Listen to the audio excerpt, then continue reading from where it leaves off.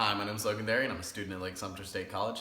Hi, my name is Cody McDaniel, and I work at Quakers Falls Fire Protection. Hi, my name is Peyton Rollerson, and this is my presentation on real-world preparation and engineering education. Alright, here's the issue. Engineering students going to school for 4 to 5 years, spending 40 to 50 grand on getting their education, and they're coming out unprepared.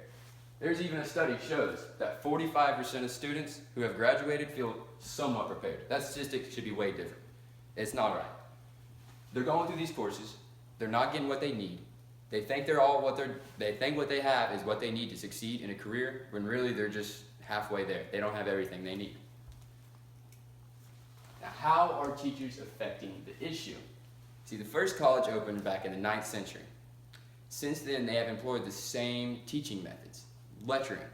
The teachers stand in front of the classroom, they lecture, they ramble off all this information, and expect the students to get it.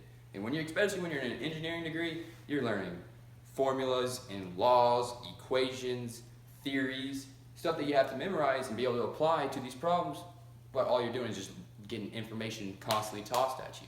It doesn't make sense. Students got to sit there for an hour and a half. That gets boring. You're sitting in class, your head starts getting droopy, your eyes start going down. An hour and a half of the same thing over and over is not an easy way for you to retain information. Now, Professor Mazur at the Harvard Physics Department, he figured this out, and he started involving more of an active listening class.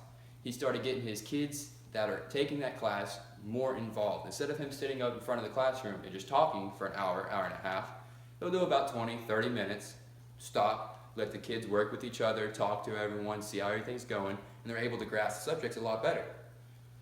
Now, that makes sense because someone who's in an engineering field, like this teacher here in physics, he's done this his whole life. This was his career. He's gone over and over and he's learned all of this. But these students, they're just now learning all this information. So whenever they're having issues with this information, they go to ask the teacher, it's kind of hard for that teacher to be able to backtrack through his life and understand why at that point in that student's life they can't understand it at the beginning stages of understanding that topic. But when you let these students work with each other, the students who just fully grasp it, they're able to explain it to the other students a lot better because they know the issues that they have with initially grasping that idea.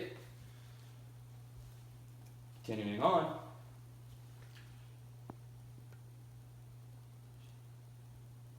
We have understood, we have done scientific theories, we have done investigations into it all. The human brain is not good at retaining information like that. You only hear, I believe, or you only remember about 30% of stuff that you hear. You remember upwards of 90% of things that you can do, hear, see, all involve all 5 senses. Now, this makes it an issue because you're sitting in class, you're doing work the whole time. You're getting stuff just thrown at you over blackboards, over whiteboards. That doesn't make sense, but you can't pause the teacher to ask questions about it. It's not the truth. And continuing on, what are they missing from their education?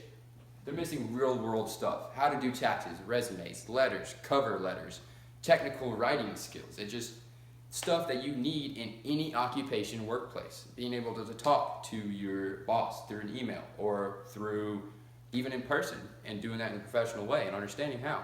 It's these soft and hard skills which are, more soft skills which are the essential part of any workplace. And these students are losing them all. Now, guidance for the best degree is another part. Students, like right now, mechanical engineering and civil engineering is at its all-time high of students in there. But petroleum engineering and oil engineering, they're having an all-time low of students in that degree. See, like back in the 80s and 90s, oil companies said they didn't need any more oil engineers. All right, that dropped that whole percentage, and just people stopped going into that field. So everyone started taking up the other fields, which created a surplus in those other engineering degrees. But how are students supposed to know that when they start college, in the next 4 or 5 years, what career they're going to be going into? That's hard to be able to tell. We'll continue this on in the next video of this presentation.